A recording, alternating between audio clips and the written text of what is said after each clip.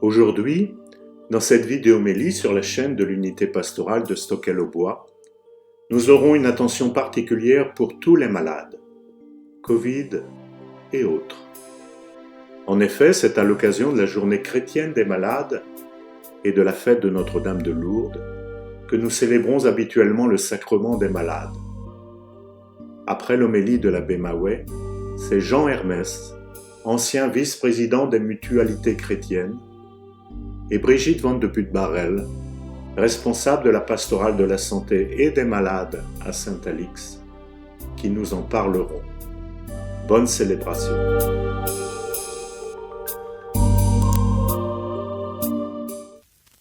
Bonjour, nous sommes aujourd'hui le 6e dimanche du temps ordinaire et vous le savez certainement aussi, en ce 14 février, la fête de la Saint-Valentin.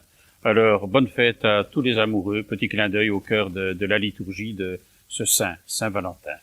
Alors voici l'évangile de Jésus-Christ selon saint Marc. En ce temps-là, un lépreux vient auprès de Jésus.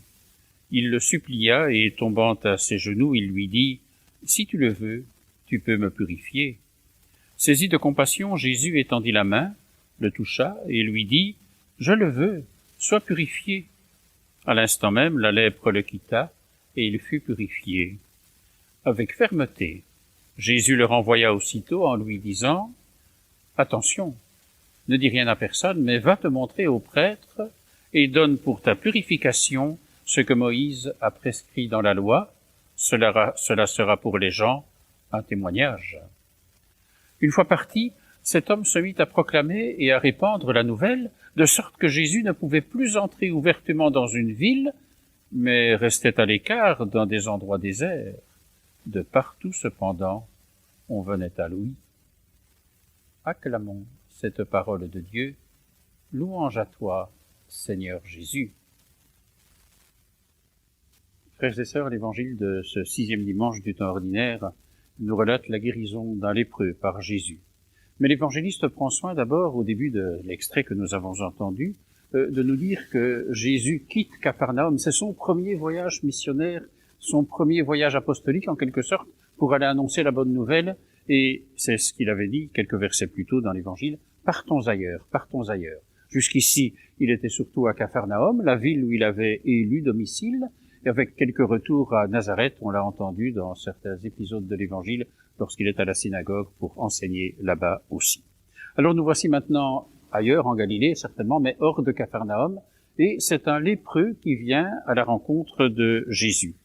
Mais c'est aussi le combat, avec tous les guillemets qu'il faut, mais de Jésus pour révéler le vrai visage de Dieu à travers les gestes qu'il va poser, à travers les paroles qu'il dit, et donc cela est présent dans l'évangile également. Alors, guérison d'un lépreux, on nous dit d'abord que Jésus s'approcha du lépreux. C'est assez étonnant parce que le lépreux était celui qui était exclu, et non seulement Jésus s'approche de lui, mais on nous dit qu'il le touche, il le toucha. Et donc, c'est redécouvrir finalement cette proximité de Jésus avec le lépreux qui vient vers lui, parce qu'il va le guérir, et la lèpre est toujours, je dirais, considérée dans l'Évangile comme une maladie en lien avec le péché. Attention, comprenons bien, c'est vrai que lorsqu'on parle de la lèpre, on l'identifie souvent au péché, mais le lépreux n'est pas identifié au pécheur.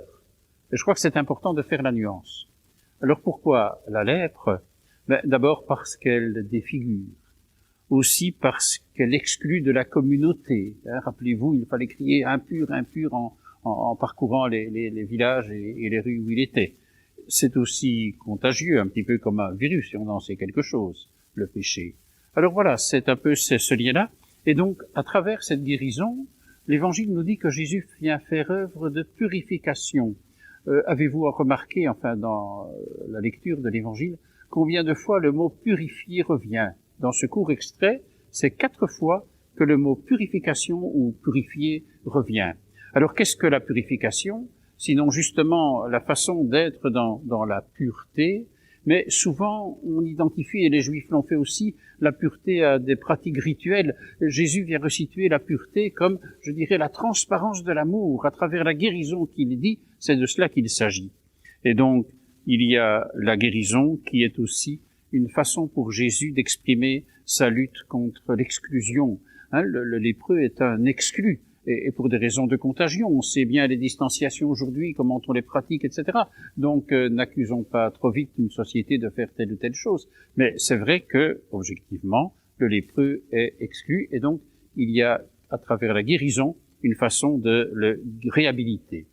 Alors Jésus le touche, et il lui dit une parole, « Je le veux, sois purifié », à l'instant même. Alors, ce qui est intéressant, c'est que c'est le toucher, et c'est une parole. Et à l'instant même, quand Jésus touche le lépreux et dit cette parole, il est guéri. On appelle souvent ces paroles des paroles performantes. Jésus dit, et cela est. Alors juste après, il lui dit, ne va pas te montrer aux gens, mais va te montrer aux prêtres. Ne pas se montrer aux gens, c'est un peu ce qu'on appelle le secret messianique. C'est vrai qu'il vaut mieux se taire que de mal parler. Et alors, ça ne veut pas dire que le lépreux aurait mal parlé, mais c'est vrai qu'il n'a pas encore reconnu, enfin le texte ne nous le dit pas, que Jésus est le Messie. Alors, s'il va raconter qu'il a été guéri seulement, je dirais, sans dire qui était celui qui l'a guéri, à ce moment-là, finalement, la dimension du Messie ne sera pas perçue. Mieux vaut qu'il se taise à ce moment-là, semble dire Jésus à travers ce qu'on appelle le secret messianique. Mais il va dire, va te montrer au prêtre. Ce qui veut dire, va te montrer à celui qui est un petit peu le représentant de la communauté. Va réintégrer la communauté. Le prêtre avec la communauté sera là, ils vont te réhabiliter. Et donc c'est cette dimension qui est vraiment présente dans ce qui nous est dit dans l'évangile d'aujourd'hui. Mais l'homme, il va proclamer, quand il y a une bonne nouvelle dans le cœur, on a envie de la dire évidemment. Et donc il va proclamer cette bonne nouvelle à tous ceux qui sont sur ses chemins. Alors vous voyez, c'est véritablement un bel évangile qui nous dit cette proximité de Jésus avec les malades, et particulièrement ici le lépreux. Et nous sommes dans la journée, enfin c'était le 11 février, mais le premier dimanche après Notre-Dame de Lourdes, la fête du 11 février, qui est aussi la journée des malades. Alors c'est vrai que, permettez-moi d'ajouter ceci à l'homélie, mais cette journée des malades est importante, et l'on prend peut-être plus conscience encore aujourd'hui de l'importance des malades dans nos communautés.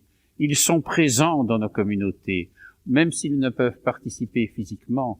C'est ce qu'on appelle le temps de la communion. On dit dans l'Église la communion des saints. On pourrait dire la communion des croyants, qu'ils soient présents physiquement, et on sait qu'on doit le faire très peu pour le moment pour les raisons sanitaires, mais en temps normal aussi, tous ceux qui sont les malades chez eux, alités ou immobilisés, sont présents à la communauté. Ils sont, je dirais, aussi dans notre pastorale, et on le redira à travers les interventions qui suivront cette homélie, ils sont prioritaires finalement. Là où la priorité n'est pas mise sur ceux qui sont les plus fragiles, et la maladie est une fragilité bien sûr, finalement la communauté chrétienne n'est pas véritablement une communauté chrétienne. Et puis alors d'oser croire à la prière pour non pas remplacer le médecin, il ne faut pas confondre les plans, mais pour être habité de ce qui se vit au cœur de Dieu, jusqu'au cœur de Dieu. La prière, non pas pour que ce soit le bouche-trou des solutions qu'on ne sait pas trouver nous-mêmes ou que la médecine ne saurait pas trouver, mais pour être en alliance, en communion, et alors des signes peuvent être donnés, on doit pouvoir y croire, il y a là quelque chose de beau qui nous est donné. Et puis le malade, c'est vrai, doit être accompagné, et on nous le dira dans les interventions qui vont suivre, en chemin avec. Et je crois que c'est important que les malades ne soient pas seuls, que personne ne soit pas seul, mais le risque que les malades soient plus isolés est évidemment plus grand que pour d'autres, souvent en tout cas, alors qu'il y ait cet accompagnement. Et enfin, je terminerai en disant que personne n'est inutile dans une communauté. Personne. Et je crois qu'il y a une fécondité spirituelle dans la vie de chacun, et peut-être même particulièrement dans la vie des malades. Et que des personnes qui ne savent peut-être plus rien faire d'autre que prier, ça peut arriver. Mais quelle belle fécondité. On n'a pas pour souhaiter que ce soit ça la fécondité de tout le monde, évidemment. Mais quand c'est donné de le vivre jusqu'à ce point, cela peut changer à la fois une relation pour la personne qui le vit, mais réellement aussi la fécondité spirituelle de la communauté. Alors, nous nous sentons proches de tous les malades aujourd'hui, et nous allons pouvoir ainsi être plus proches d'eux dans ce que nous allons entendre maintenant dans cette vidéo. Amen.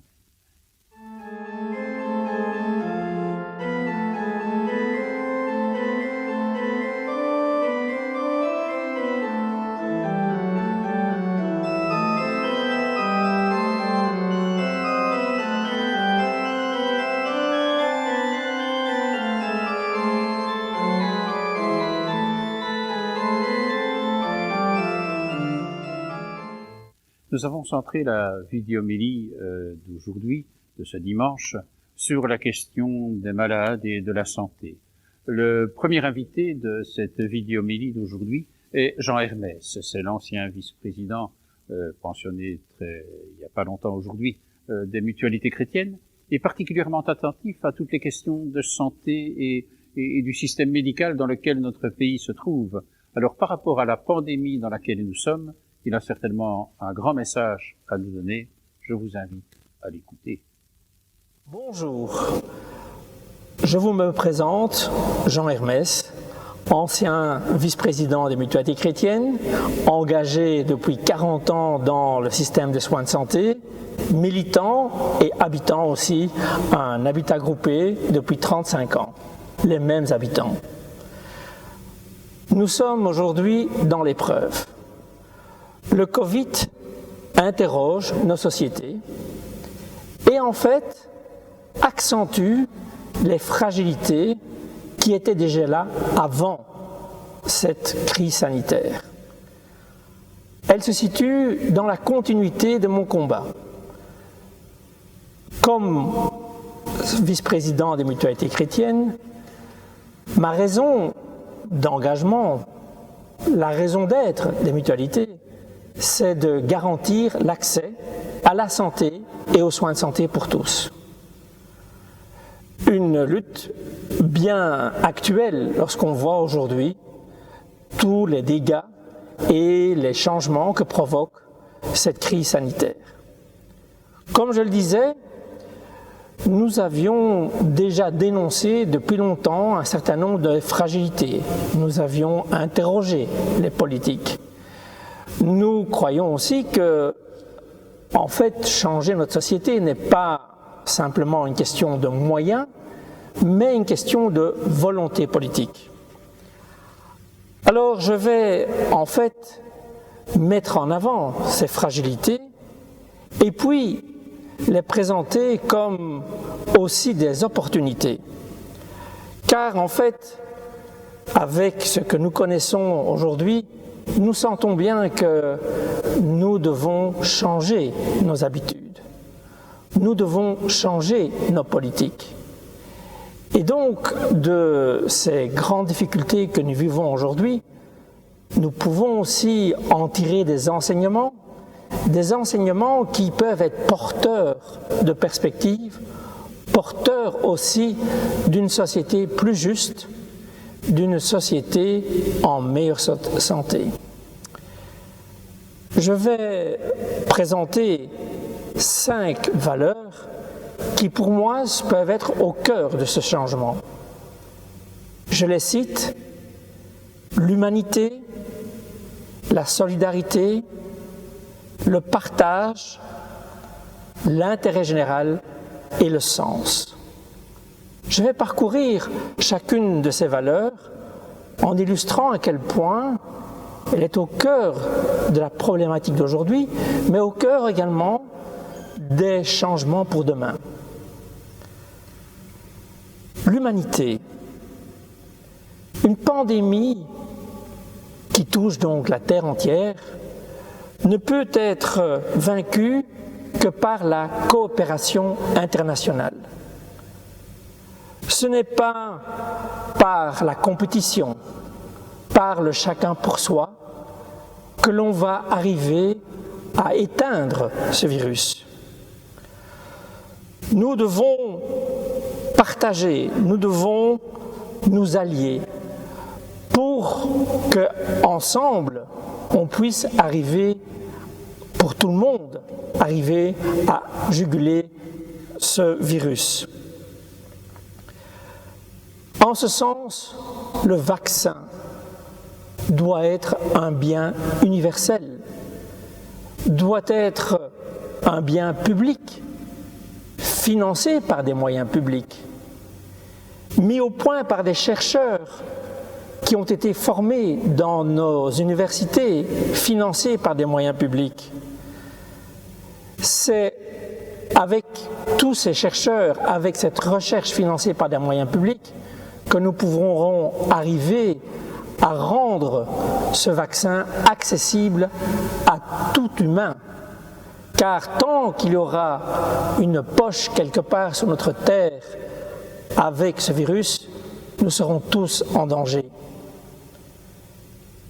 Il y a aujourd'hui un combat d'humanité, où on met l'humain au centre, et pas le profit, et pas le chiffre d'affaires. Il faut que ce brevet tombe dans le domaine public.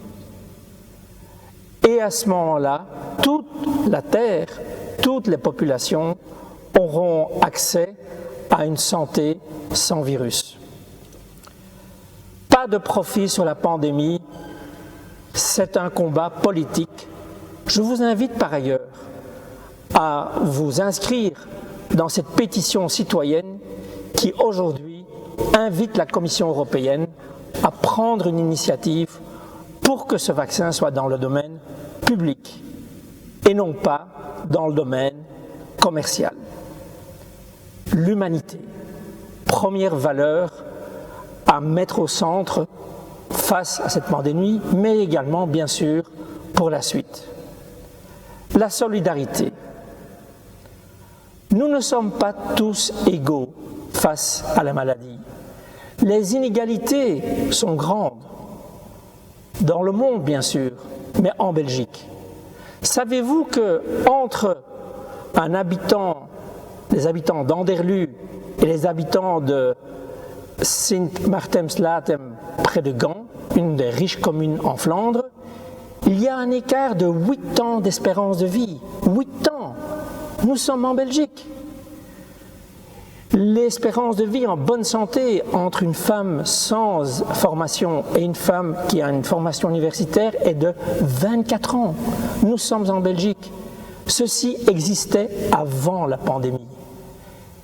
Avec cette pandémie, nous constatons encore une fois que ces différences socio-économiques se marquent aussi par des décès plus importants dans les classes plus défavorisées.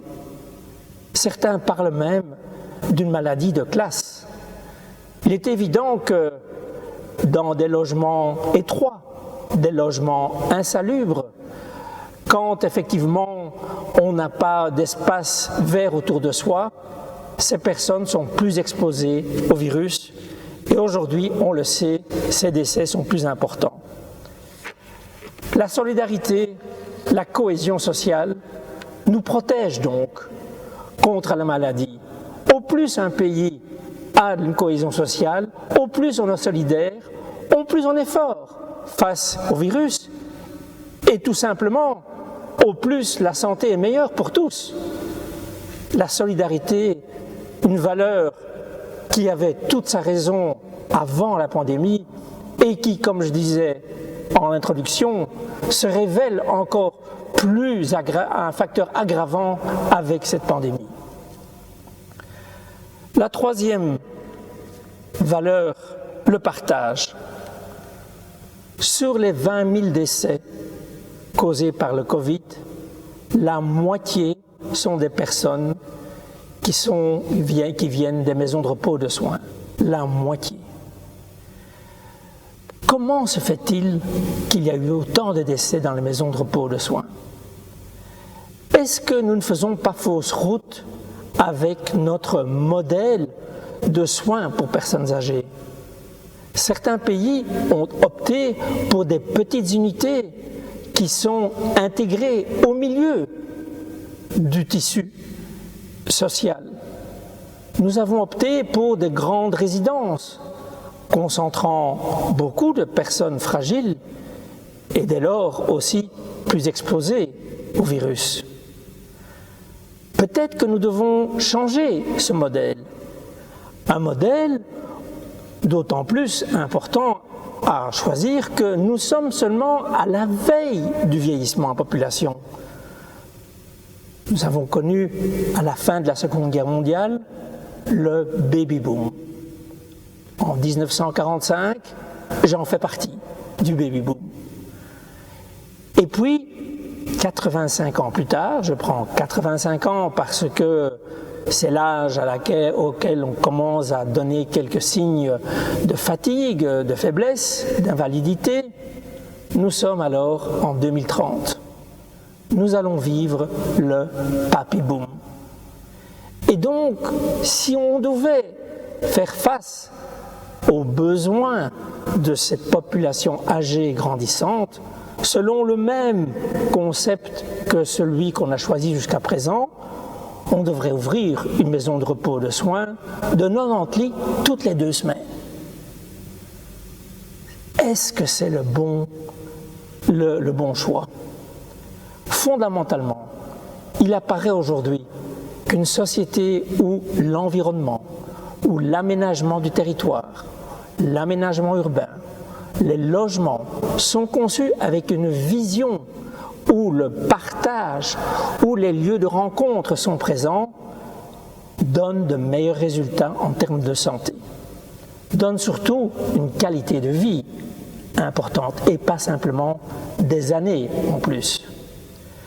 Le partage, voilà peut-être une valeur qu'il faut pouvoir concrétiser face, entre autres, au vieillissement et qui aurait sans doute aussi donné d'autres résultats face à cette pandémie. 4e valeur, après donc l'humanité, la solidarité, le partage, l'intérêt général. Nous n'étions pas préparés face au virus. Nous étions divisés. On a réparti des compétences entre de nombreuses autorités régionales. C'était compliqué. Mais aussi, nous avons axé nos soins de santé sur le curatif. Soigner une personne, guérir une personne. C'est vrai, c'est évidemment important, mais quelque part, nous avons oublié la santé publique. La santé publique parle de la santé d'une population. Elle vise la prévention, elle vise le dépistage, elle vise la protection. Et ça, c'est l'intérêt général. L'intérêt général va évidemment rayonner sur tous et donner à tous alors un meilleur accès aux soins et surtout un meilleur accès à la santé. Et donc, l'intérêt général était insuffisamment présent au moment où nous avons été touchés par ce virus. Il s'est mis en œuvre, on a repris les lettres de noblesse de la santé publique, mais gardons cette leçon pour l'avenir. Et maintenons l'intérêt général, développons-le, et pas uniquement focalisé sur la santé aiguë, les soins de santé qui guérissent. 5e valeur, le sens. Nous avons été confrontés avec ce virus à de nombreuses questions éthiques. Et aujourd'hui encore, elles surgissent avec des avis des uns et des autres. À qui donner priorité? Qui soigner en premier lieu? À qui donner le vaccin en premier lieu?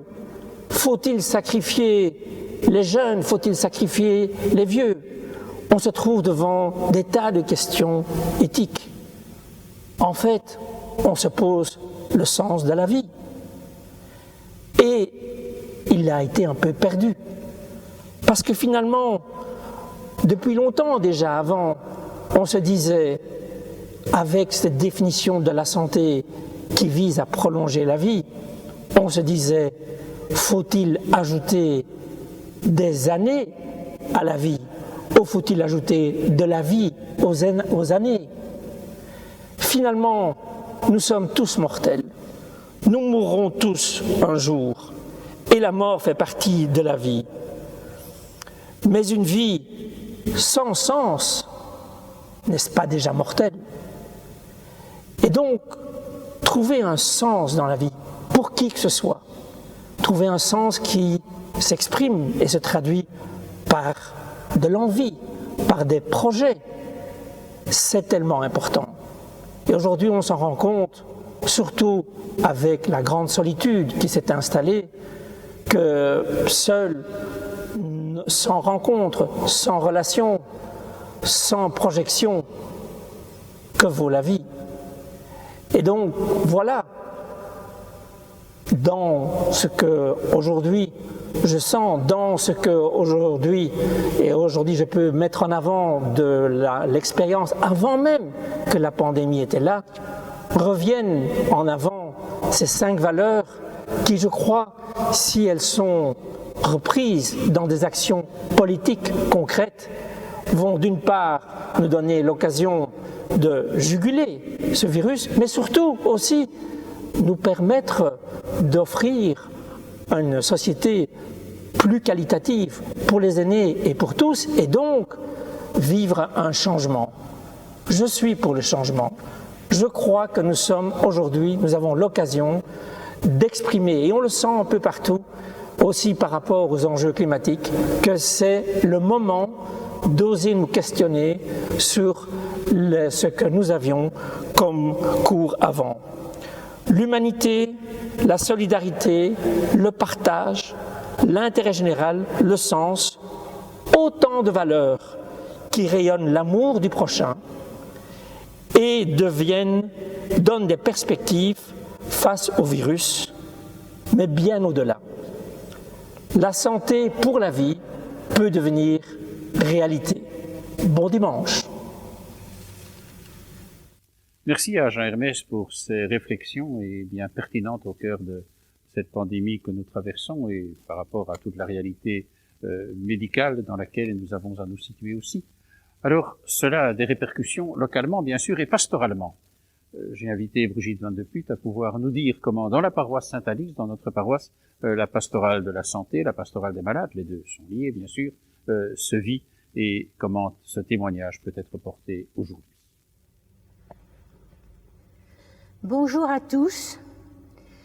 Je remercie notre curé, Philippe Mahoué, de me permettre d'expliquer un petit peu ce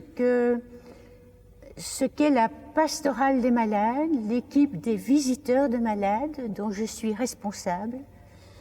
Et donc à ce titre, je vais essayer d'être claire et concise. Je voudrais d'abord rappeler que c'est annuellement que l'Église rappelle que parmi nos frères et sœurs, nombreux sont ceux qui ont des soucis de santé physique, mentale, ceux qui sont en souffrance de façon générale, peut-être particulièrement en ces temps difficiles. Ce que nous souhaitons, ce que nous essayons de faire, c'est être le plus possible à l'image du Christ. Quand nous lisons l'Évangile, nous voyons Jésus continuellement attentif à tous ceux qui souffrent. Et il les aide en leur redonnant la vie, l'espoir, la confiance. Voilà ce que modestement nous essayons de faire pour nos frères et sœurs, ici sur le territoire de la paroisse. Mais notre équipe de visiteurs de malades, qui comporte à peu près 7 personnes pour le moment, s'inscrit dans une structure plus large. Au niveau du diocèse, au niveau du vicariat, il y a une pastorale de la santé qui chapeaute les différentes équipes de visiteurs de malades à Bruxelles. Et on compte à peu près plus de 500 visiteurs bénévoles à Bruxelles.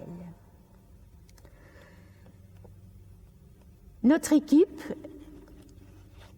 comporte donc plus ou moins 7 personnes, dont certaines sont visiteurs de malades depuis des années, plus de 10 ans pour certaines. Que faisons-nous dans cette équipe? Eh bien, nous allons rendre visite aux personnes en souffrance, donc malades physiquement, psychologiquement, exclues, isolées, en souffrance de toute façon. Nous allons à domicile à la demande. Et également, nous allons au home du CPAS de Woluwe-Saint-Pierre, le home Roi-Baudouin, où il y a également une aumônerie, mais nous allons rendre visite aussi à certaines personnes là-bas. Que faisons-nous quand nous rendons visite aux malades, malade étant un mot très général, eh bien oui, nous pouvons apporter la communion le dimanche en lien étroit avec la célébration du dimanche et du samedi soir. Ce sont donc des hosties consacrées que nous apportons aux personnes qui le souhaitent. Mais la communion, ce n'est pas tout. Nous avons également des visites sans communion, avec ce qui est peut-être le plus important, c'est le contact. Le contact, le lien, la confiance, l'écoute, la vraie écoute, au-delà de tout. Et je peux parler, j'ai envie de parler d'accompagnement. Pour certaines personnes à qui nous apportons la communion épisodiquement parfois, le contact, nous essayons de l'établir, nous l'établissons, c'est une bonne chose.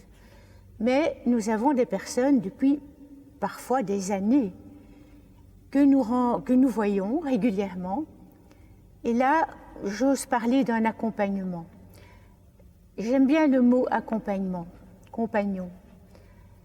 Étymologiquement, on retrouve dans ce mot l'idée du pain que l'on partage. Le pain étant la nourriture, le pain étant ce qui permet de vivre. Eh bien oui, nous essayons, par notre présence, qui est présence du Christ, de donner à ces personnes de quoi vivre, de leur donner une forme de nourriture. Nous allons voir les malades à la demande. Donc, il n'est pas question de sonner aux portes et de dire « nous voilà ». Nous répondons aux demandes. Mais quand je parle de demandes, c'est parfois très difficile, parce que les demandes, oui, nous en avons, mais nous savons bien, a posteriori malheureusement, qu'il y a des attentes qui ne sont pas exprimées, par pudeur, par gêne, par peur, par hésitation de tout genre. Et donc, ces personnes, nous ne pouvons pas les rencontrer. Donc, à nous, sur le territoire ici de la paroisse, dans le quartier de Saint-Alix, qui heureusement est un quartier très convivial, à nous d'être attentifs, d'ouvrir nos yeux, nos oreilles, d'écouter un peu ce qu'on dit de monsieur ou madame un tel qui n'est pas bien, qui vit sa situation difficilement, qui est très seul, et peut-être de donner une suite à ce que nous entendons. Peut-être. Il y a un difficile équilibre, je vais dire un équilibre délicat à assurer entre la présence. Nous devons être présents et notre présence doit être visible. Un équilibre entre cette présence et la discrétion et le respect. Notre équipe vise aussi, de par nos visites, en lien avec la paroisse, justement, à assurer cette continuité. Beaucoup des personnes que nous voyons sont des paroissiens qui sont venus aux célébrations, qui ne peuvent plus venir et qui en souffrent. À nous d'établir le lien. Comment établir ce lien? Il y a plusieurs moyens. Il y a, oui, la communion, bien sûr. Il y a les liens de tout genre, le petit journal de Saint-Alix, les annonces qu'on entend aux célébrations, les intentions qu'on répercute à ces personnes et nous pouvons nous charger de leurs intentions pour les célébrations. Donc il y a différentes possibilités de leur faire comprendre que s'ils ne sont pas physiquement présents, ils sont présents dans notre cœur et nous y tenons. Nous avons également des petites cartes qui nous sont fournies par la pastorale de la santé, des sortes de cartes de visite que nous pouvons distribuer. Alors, distribuer où? Oui, au fond de l'église peut-être, également, pourquoi pas, dans un cabinet médical, dans une pharmacie, peut-être un commerçant bienveillant ou qui est de cœur avec nous. Et puis nous essayons d'assurer également le lien, la continuité entre la paroisse, notre service et les hôpitaux. Parce que les personnes que nous allons voir, mais d'autres aussi, ont parfois l'obligation de passer en clinique, de faire un séjour à l'hôpital, où alors le risque est grand que tout soit arrêté, que leur vie spirituelle, que leur foi subissent une sorte d'arrêt de par les circonstances. À nous aussi d'établir un lien avec soit les familles, soit les aumôneries de ces hôpitaux. Et nous bénéficions des suggestions, de l'aide, de l'encadrement, des formations proposées par la pastorale de la santé. Voilà, je pense que je vous ai proposé un petit tableau, j'espère clair. N'hésitez pas à contacter une équipe de visiteurs de malades dans vos paroisses. Ils sont disposés à tout, pour vous répondre, pour vous apaiser aussi. Nous essayons d'apporter à nos frères et sœurs en souffrance ce que Jésus a essayé d'apporter, la proximité, l'espérance, la confiance, la tendresse. Le prochain, c'est celui dont je me fais proche. Merci à Brigitte Van de Putte, c'est vraiment un service important dans notre paroisse et je crois que le message a bien passé pour pouvoir ainsi poursuivre ce qui a été commencé. Merci aussi à Jean Hermès pour sa contribution au cours de cette vidéomélie et nous concluons par la prière. Dieu qui veux habiter les cœurs droits et sincères, donne-nous de vivre selon ta grâce. Alors, tu pourras venir en nous pour y faire ta demeure. Nous te le demandons par Jésus-Christ, ton Fils, notre Seigneur et notre Dieu, qui vit avec toi, Père et l'Esprit Saint, pour les siècles des siècles. Amen. Nous entrons dans la semaine du carnaval, mais après le carnaval, donc le mardi gras, peu de carnaval aujourd'hui, mais il y a le mercredi des cendres et nous aurons l'entrée en carême à célébrer vraiment de façon très profonde et très dense. Mercredi prochain, c'est le 17 février, d'abord il y aura l'église Saint-Alix qui sera ouverte de 14 à 18 heures. Nous vous invitons à y venir pour prier par groupe de 15 personnes maximum. Enfin, venez et on verra, il y a quelqu'un qui dira s'il y a 15 personnes déjà ou pas, mais en essayant de faire des relais de la prière le mercredi des cendres entre 14 et 18 heures. Et entre 17 et 18 heures, il y aura la possibilité de recevoir les cendres, le geste des cendres qui est au cœur de la liturgie et de ce début de carême. Alors pour marquer le début du temps de carême, il y aura, vous le savez déjà, maintenant je vous le rappelle, nous diffuserons, nous retransmettrons en direct, et puis en différé, mais d'abord en direct, la messe du mercredi des cendres, donc de l'entrée en carême, sur la chaîne Stockel au Bois, diffusée sur YouTube. L'adresse, vous l'aurez et on vous l'indiquera encore, mais donc rejoignez-nous, c'est à 19h30, et de pouvoir ensemble célébrer l'entrée en carême par l'Eucharistie de ce mercredi des cendres. Donc, je vous y fixe rendez-vous, bien sûr. Le Seigneur est avec vous.